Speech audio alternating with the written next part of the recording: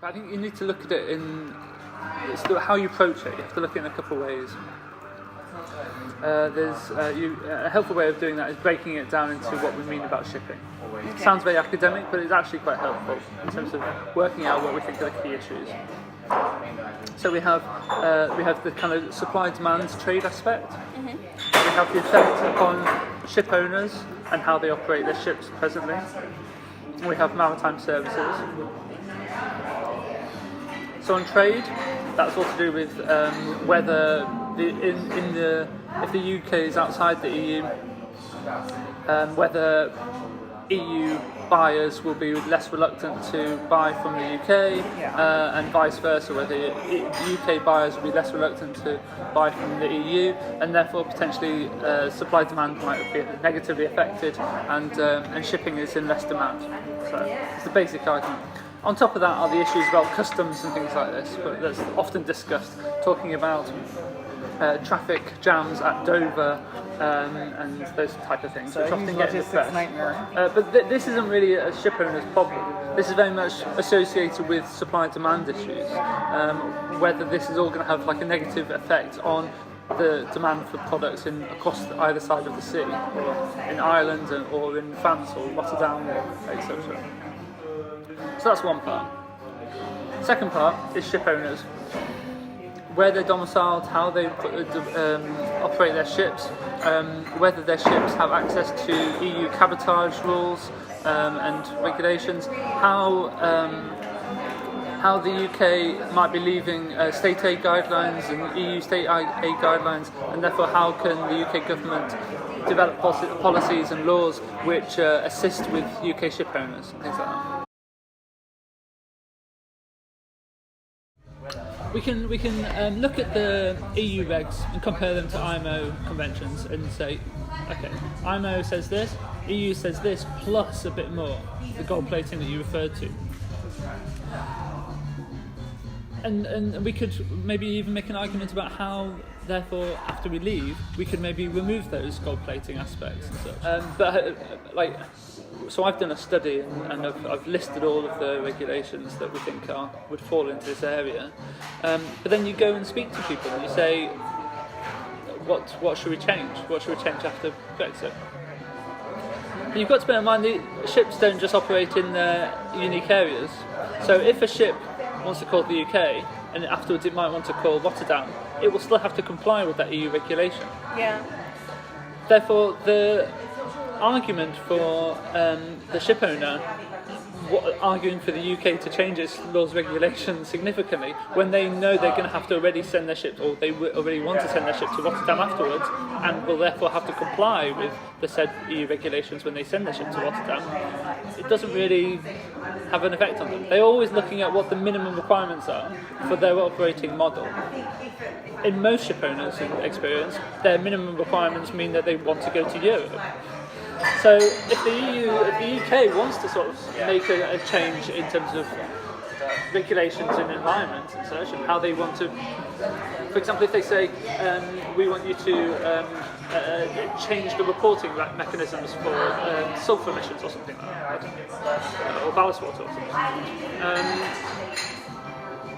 When the ship goes into a European port after, the Europeans will still look at the logbook and sort of expect the same sort of standards of reporting in the logbook.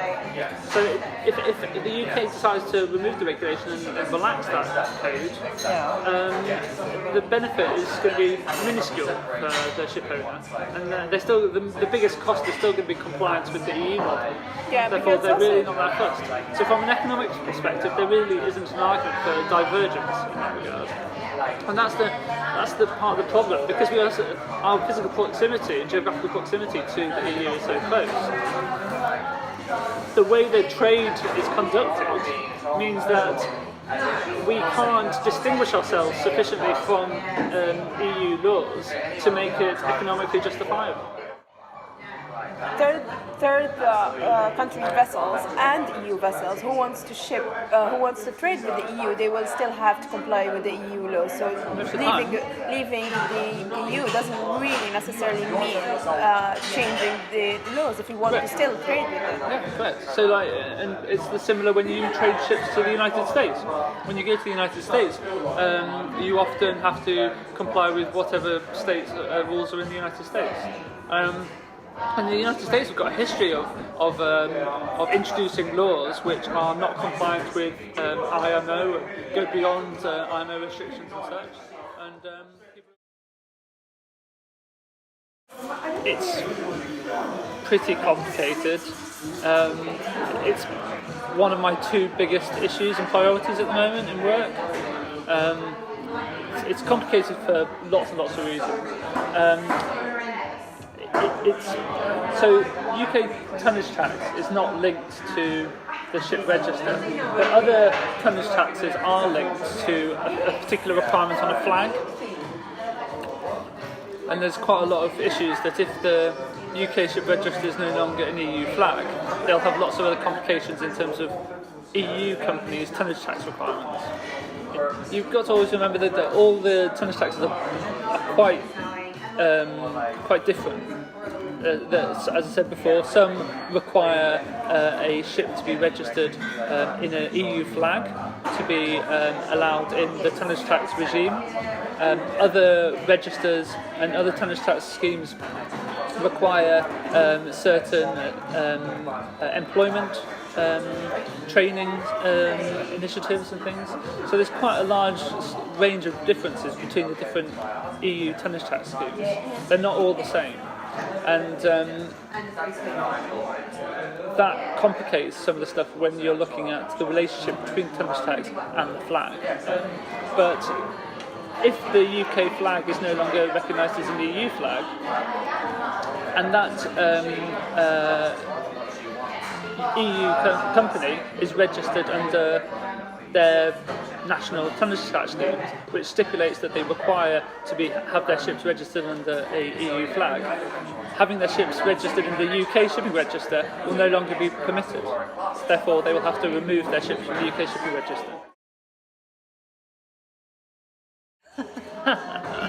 Well, from a maritime perspective, very little. There were numerous surveys before the referendum of the shipping community, and they were all favourably Remain by 60% and above. The shipping community never voted for this. Okay, let's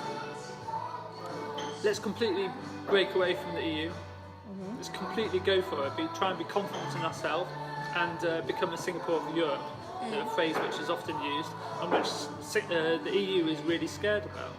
They actually are worried that the UK might try and market itself as a Singapore of Europe. No tax, etc. But that's the type of change that would be required for a new dawn, a new positive future. It would have to be that radical.